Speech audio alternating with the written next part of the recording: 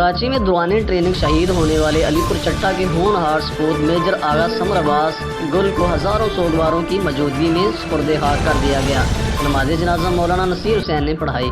Major गुल आगा को उनकी वालदा के पहलू में दफन किया गया।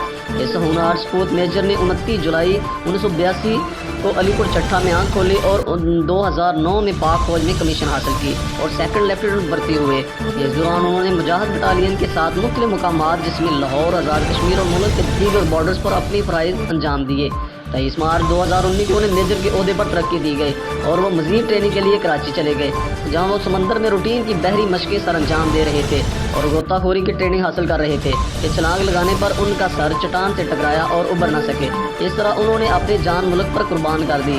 मेजर आगा समर अब्बास गुल शहीद पंजाब पुलिस के रिटायर्ड सब इंस्पेक्टर आगा बहाउद्दीन के पोते, कर्नल रिटायर्ड आगा शाह दारून के छोटे बेटे और SP रिटायर्ड रेंजर्स आगा शिजर अब्बास के भाई थे।